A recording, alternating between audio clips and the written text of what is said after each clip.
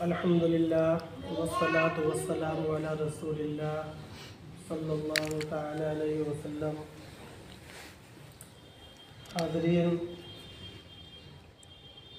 ہم لوگ مجلس عقد میں شریک ہونے کے لیے مسجد میں حاضر ہیں، اور بڑی خوشی کی بات ہے، نہایت قابل مبارکباد بات ہے کہ یہ جو نکاح ہو رہا ہے یہ الحمدللہ بہت حد تک سنت کے مطابق ہو رہا ہے۔ جس طریقے سے اللہ اور اس کے رسول چاہتے ہیں، ہماری شریعت جس طریقے سے چاہتی ہے اس طریقے سے یہ نکاح ہو رہا ہے۔ زندگی کے جو بھی اعمال ہوں گے وہ ان تمام اعمال کا حساب اللہ تبارک و تعالیٰ کے یہاں دینا ہے۔ ہم اعمال چاہیں تو اپنے من سے کریں، اور اعمال چاہیں تو اللہ اور رسول کے من سے کریں۔ عمل تو ہو جاتا ہے، اس کے بعد آدمی غفلت میں ہو جاتا ہے، بھول جاتا ہے یہ بات کہ قیامت کے دن اس کا حساب بھی دینا ہے۔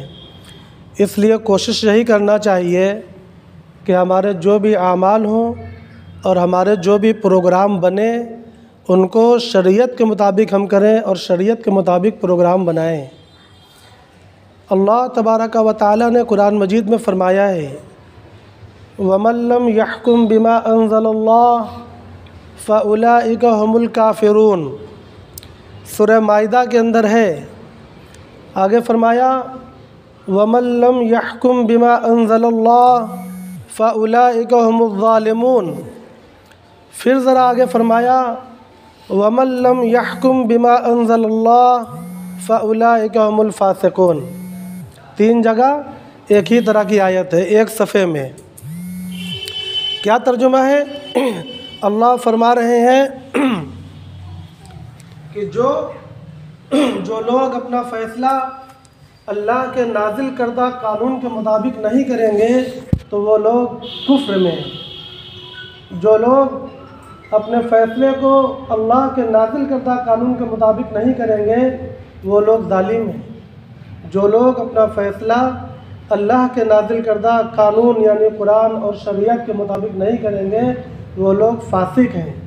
فاسق کہتے ہیں جو اللہ کی اطاعت نہیں کرتا، اپنے نفس کی پیروی کرتا ہے۔ بہت بڑی مصیبت یہ بات ہے کہ ہم لوگوں نے اپنے بہت سے کاموں کو، بہت سے پروگراموں کو شریعت کے مطابق کرنا چھوڑ دیا ہے، جس کی وجہ سے آج ہم لوگ خود پریشان ہیں۔ خصوصاً غریب طبقہ مظلوم ہے، ان کے اوپر ظلم ہو رہا ہے، اور ان کو ظلم سے نکالنا، ان کو آسانی پہنچانا، ان کو راحت پہنچانا یہ اوپر کے طبقے کا کام ہے۔ جو لوگ اہل مال ہیں، جو لوگ اہل اقتدار ہیں، جو لوگ اہل علم ہیں، جو لوگ اہل منصب ہیں، یہ ان کی ذمہ داری ہے کہ اپنے معاشرے، اپنی سوسائٹی کا ایسا نیم بنائے، ایسا قانون بنائے کہ اس میں امیر غریب، کمزور اور طاقتور ہر ایک کو انصاف ملے، ہر ایک کو آسانی ملے، ہر ایک کو راحت پہنچے۔ ابھی ہم لوگ انشاءاللہ 2-4 منٹ کے بعد ہی خطبے کا عمل شروع کریں گے۔ خطبے کے اندر مسنون طریقے پر 3 آیتیں پڑھی جاتی ہیں۔ نکاح کے خطبے کی آیتیں بہت مشہور ہیں، ذرا اس پر غور کر لیں کہ اللہ اس میں کیا کہتے ہیں ہم سے۔ پہلی آیت ہے یا ایھا الذین آمنوا اتقوا اللہ وقولوا قولا سدیدا۔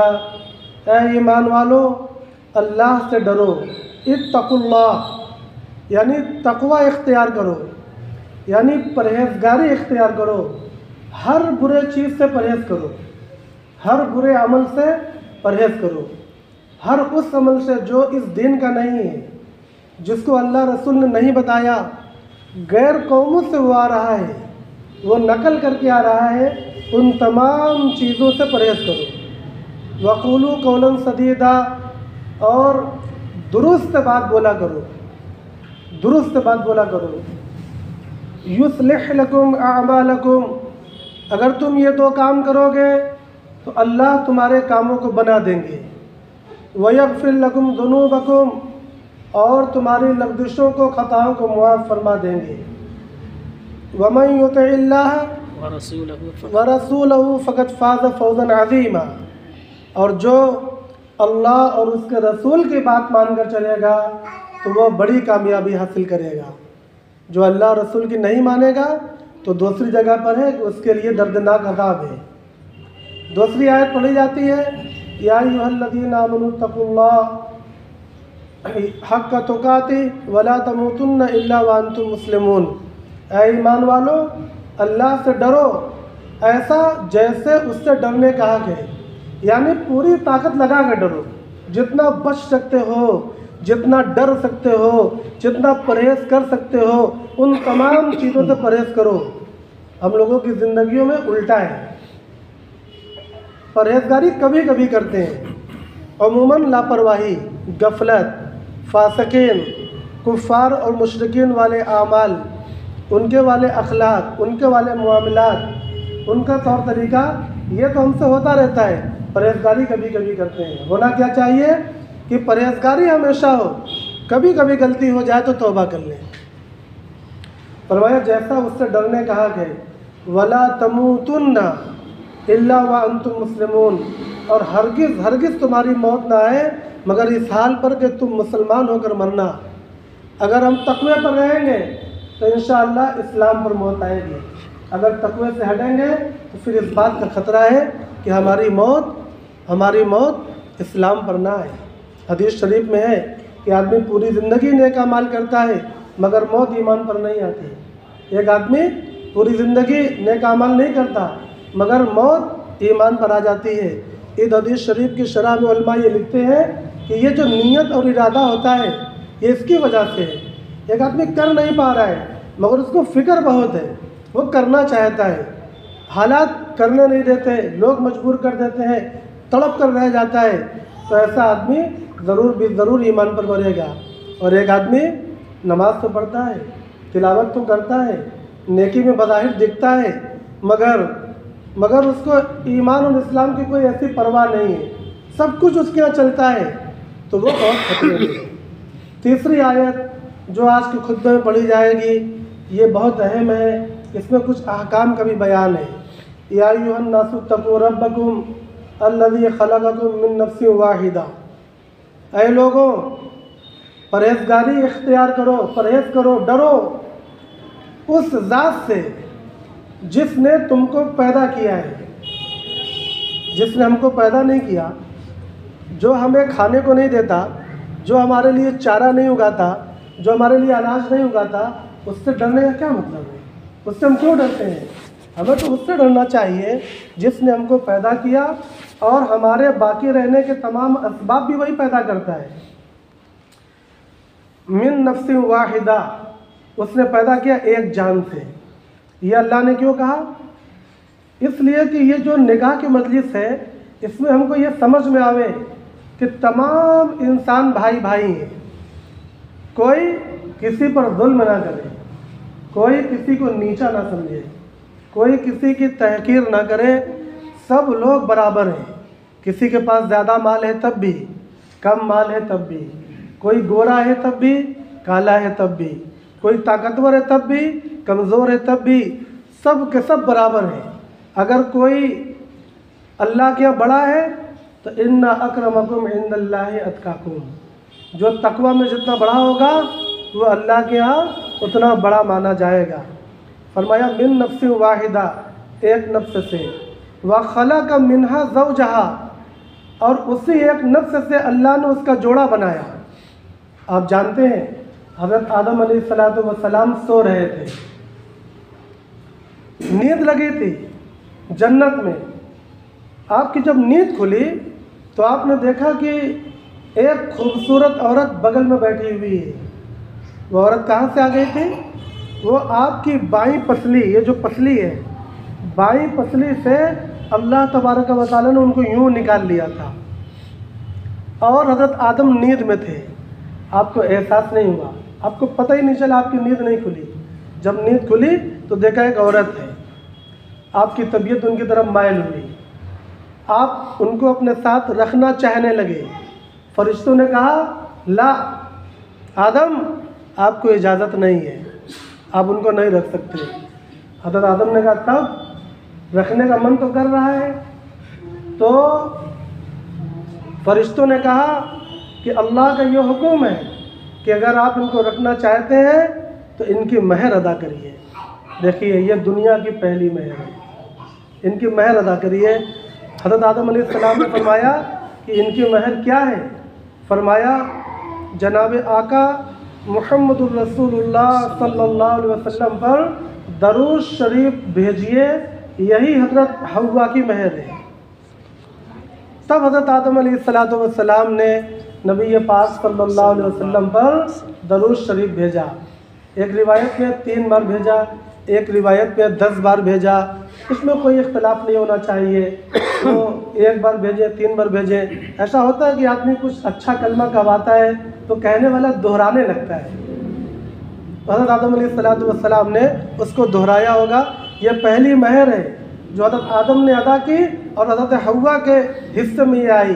اس وقت کوئی مال نہیں تھا، یہ کلمات تھے جو حضرت آدم علیہ السلام نے ادا کیے۔ وَبَثَّ مِنْهُمَا رِجَالًا كَثِيرًا وَنِسَاءً، اور پھر انہی دونوں سے اللہ تبارک و تعالیٰ نے بہت سے مرد اور بہت سی عورتیں پیدا فرما دی ہیں۔ ہم لوگ ہیں وَاتَّقُوا اللَّهَ الَّذِي تَسَاءَلُونَ بِهِ وَالْأَرْحَامَ، اللہ فرماتے ہیں قرآن مجید کی اس آیت میں، سورہ نساء یہاں سے شروع ہوتی ہے، کیا فرما رہے ہیں؟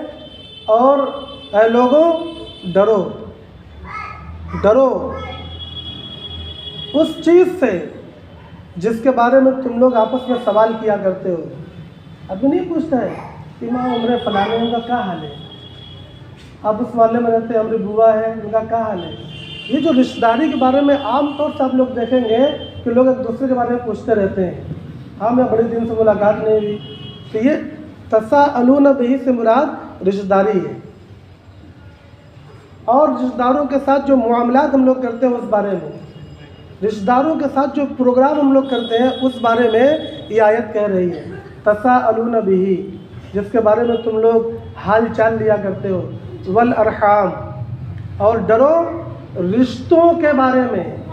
ارحام بنا ہے رحم سے، اسی سے بنا ہے صلہ رحمی، اور اسی سے بنا ہے قطع رحمی۔ یہ الفاظ تو مشہور ہیں، ہر مسلمان نوجوانوں کو، بچوں اور بچیوں کو یہ الفاظ یاد ہونے چاہیے، یہ اسلامی الفاظ ہیں۔ اب سنیے، الارحام یہ جمع رحم کی، اسی سے بنا ہے صلہ رحمی۔ صلہ رحمی کرنا واجب ہے، اور اسی سے بنا ہے قطع رحمی۔ قطع رحمی کرنا حرام ہے، کسی سے بگاڑ کرنا یہ حرام ہے۔ اور میل ملاپ بنا کر رکھنا، ان کی بات کو سہ جانا، ان سے دعا سلام کرنا، کبھی کبھار آنا جانا، رشتہ بنا کر رکھنا، یہ واجب ہے، یہ اللہ کے فرائض ہے۔ حدیث شریف میں ہے کہ یہ جو رحم ہے، رحم کا مطلب یہ اللہ کی شکل میں ہے۔ جیسے ہم لوگ کے شرم حیا اس کی کوئی شکل نہیں ہے، لیکن اللہ کی شکل ہے۔ اعمال اس کی شکل نہیں ہوتی، مگر اللہ کے اس کی ایک شکل ہوگی۔ جب ہم جائیں گے تو دیکھیں گے ایسی رشتہ داری، یہ کوئی مجسم چیز نہیں ہوتی، یہ ایک گویا جیسے کہہ لیں ایڈجیکٹو چیز ہے، ایک صفت والی چیز ہے، مگر اللہ کے یہاں یہ مجسم ہے، یہ اللہ کے عرش میں لٹکی ہوئی ہے۔ صلہ رحمی اللہ کے عرش سے لٹکی ہوئی ہے، اور ہر دن یہ اللہ سے دعا کرتے کہ اے اللہ جو صلہ رحمی کرے تو اس کے ساتھ صلہ رحمی کرنا، اور اے اللہ جو قطع رحمی کرے آپ اس کو کاٹ دینا۔ ہر دن صلہ رحمی یہ دعا اور یہ بد دعا کرتی ہے، اس لیے ہم لوگوں کو ڈرنا چاہیے۔ اسی کو اللہ نے کہا وَاتَّقُوا اللَّهَ الَّذِي تَسَاءَلُونَ بِهِ وَالْأَرْحَامَ إِنَّ اللَّهَ كَانَ عَلَيْكُمْ رَقِيبًا، بے شک اللہ تبارک و تعالیٰ تمہارے اوپر نگران ہے، ہر ایک کے اعمال کو دیکھ رہا ہے، لہذا عمل کے وقت اللہ کا استحضار ہونا چاہیے۔ یہ 3 آیتیں پڑھی جاتی ہیں، اور ایک حدیث شریف پڑھی جاتی ہے النکاح من سنتی، اللہ کے نبی صلی اللہ علیہ وسلم نے فرمایا نکاح میری سنت ہے۔ آگے فرمایا من رغب عن سنتی فلیس منی، یہ دونوں الگ الگ ہے۔ النکاح من سنتی یہ الگ حدیث ہے، اور من رغب عن سنتی یہ الگ حدیث ہے۔ دو حدیث ایک ساتھ ملا کر یہاں پڑھی جاتی ہے۔ بہت سے لوگ یہ سمجھتے ہوں گے کہ دونوں ایک حدیث ہے، ایسا نہیں ہے۔ النکاح من سنتی، اس حدیث شریف کا ترجمہ کیا ہوا؟ نکاح میری سنت ہے۔ آج ہم لوگ اس سنت کو ادا کرنے جا رہے ہیں، اس عبادت کو ادا کرنے جا رہے ہیں۔ عبادت کو ادا کرنے کی سب سے بہترین جگہ یہ مسجد ہے، جس کو جنت کا ٹکڑا کہا جاتا ہے۔ اس سے بہتر کوئی جگہ نہیں ہے۔ دوسری حدیث میں من رغب عن سنتی فلیس منی، جو میری سنت کو پسند نہیں کرتا یا جو میری سنت کے قریب عمل نہیں کرتا وہ ہم میں سے نہیں ہے۔ کل قیامت کے دن جب شفاعت کا موقع ہوگا، جب حوض کوثر سے پانی پلانے کا موقع ہوگا، اس وقت سمجھ میں آئے گا جب اللہ کے نبی صلی اللہ علیہ وسلم پہچاننے سے انکار کر دیں گے۔ اس لیے ہم لوگوں کو ان تمام چیزوں سے ڈرنا ہے اور اللہ اور رسول کے احکام کے مطابق اپنے تمام امور کو انجام دینا ہے۔ یہ بڑی خوشی اور مبارکباد کا موقع ہے کہ الحمدللہ آپ حضرات، اللہ آپ کی سعی کو، اللہ آپ لوگوں کی محنت اور مساعی کو قبول فرمائے۔ اس بہترین طریقے سے آپ لوگوں نے اس کو انجام دیا۔ اللہ تبارک و تعالی آپ تمام لوگوں کے، ہم تمام لوگوں کے نامہ اعمال میں اس کو ذخیرہ ثواب بنا دیں، ہم لوگوں کے لیے نجات کا ذریعہ بنا دیں اور امت کے لیے ہدایت کا ذریعہ بنا دیں۔ اب میں خطبہ پڑھوں گا، اس کے بعد انشاءاللہ